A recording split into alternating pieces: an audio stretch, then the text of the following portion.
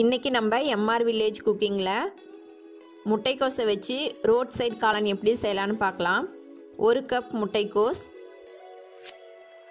அரை கப் மைதா, 1/4 cup cornflour,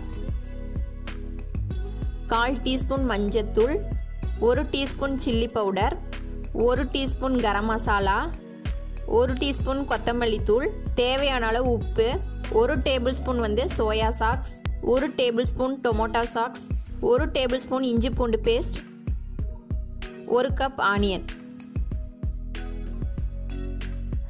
இப்போ ஒரு மிக்சிங் பவுலில் எடுத்துருக்க 1 கப் முட்டைக்கோஸ், அரை கப் மைதா, 1/4 கப் கார்ன்ஃப்ளவர், 1/4 டீஸ்பூன் மஞ்சத்தூள், 1 teaspoon chilli powder, 1 teaspoon garam masala, 1 table spoon இஞ்சி பூண்டு பேஸ்ட், தேவையான அளவு உப்பு சேர்த்து நல்லா கலந்து விட்டுக்கலாம். இதில் கொஞ்சமாக ஃபுட் கலர் சேர்த்துக்கிறேன். இதில் கொஞ்சம் கொஞ்சமாக தண்ணி சேர்த்து நல்லா மிக்ஸ் பண்ணிக்கலாம்.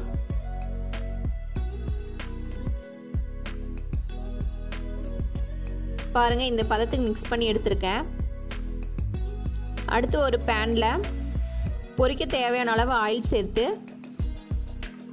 எண்ணெயை சூடு பண்ணிக்கலாம். எண்ணெய் நல்லா சூடாகிடுச்சு. இப்போ மசாலாவில் மிக்ஸ் பண்ணி வச்சுருக்க முட்டைக்கோஸை சின்ன சின்னதாக எடுத்து ஆயிலில் சேர்த்துக்கலாம். நல்லா எல்லா பக்கமும் வேகிற மாதிரி திருப்பி விட்டுக்கலாம். பாருங்கள், எண்ணெய் பஃபிள்ஸ் அடங்கிடுச்சு. இப்போ நம்ம இதை வெளியே எடுத்துக்கலாம்.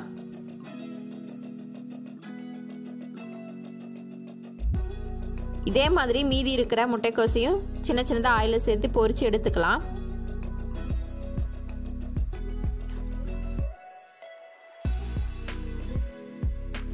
எல்லா முட்டைக்கோசையும் பொரிச்சு எடுத்தாச்சு. எண்ணெயில் பொரிச்சு எடுத்த முட்டைக்கோஸை சிறு சிறு துண்டாக நம்ம உடைச்சி எடுத்துக்கலாம். இப்போ ஒரு பேனில் 3 டேபிள் ஸ்பூன் ஆயில் சேர்த்துக்கலாம். எண்ணெய் சூடான பிறகு சின்ன சின்னதாக கட் பண்ணி வச்சுருக்க 1 கப் ஆனியனை சேர்த்துக்கலாம். வெங்காயத்தை நல்லா கண்ணாடி பதத்துக்கு வணக்கிக்கலாம். வெங்காயம் நல்லா கண்ணாடி பதத்துக்கு வணங்கிடுச்சு. இப்போ இதில் 1 டேபிள் ஸ்பூன் இஞ்சி பூண்டு பேஸ்ட் சேர்த்துக்கலாம். இஞ்சி பூண்டு பேஸ்ட் நல்லா பச்சை வாசனை போகிற வரைக்கும் வணக்கிக்கலாம். இஞ்சி பூண்டு பேஸ்ட் பச்சை வாசனை போயிடுச்சு. இதில் 1 டீஸ்பூன் கரம் மசாலா, 1 டீஸ்பூன் கொத்தமல்லி தூள், 1 டீஸ்பூன் சில்லி பவுடர், தேவையான அளவு உப்பு. இப்போ இதை நம்ம மசாலா பச்சை வாசனை போகிற வரைக்கும் நல்லா வணக்கிக்கலாம். மசாலா நல்லா பச்சை வாசனை போய் நல்லா வணங்கிடுச்சு. இப்போ இதில் 1 டேபிள் ஸ்பூன் டொமேட்டோ சாக்ஸ், 1 டேபிள் ஸ்பூன் சோயா சாக்ஸை சேர்த்துக்கலாம். இதை நல்லா கலந்து விட்டுக்கலாம். இப்போ இதில் பொரிச்சு எடுத்துருக்கிற முட்டைக்கோஸை சேர்த்து நல்லா கலந்து விட்டுக்கலாம்.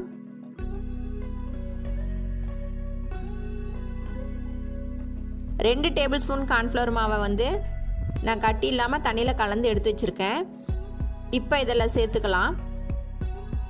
இதில் 1 கப்பு தண்ணி சேர்த்து நல்லா கலந்து விட்டுக்கலாம்.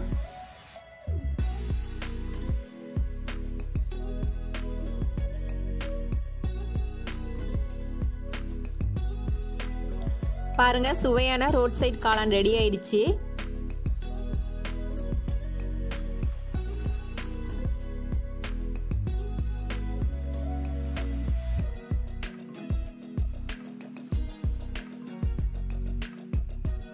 இப்போ இது மேலே கொஞ்சமாக ஆனியன் நம்ம சேர்த்துக்கலாம்.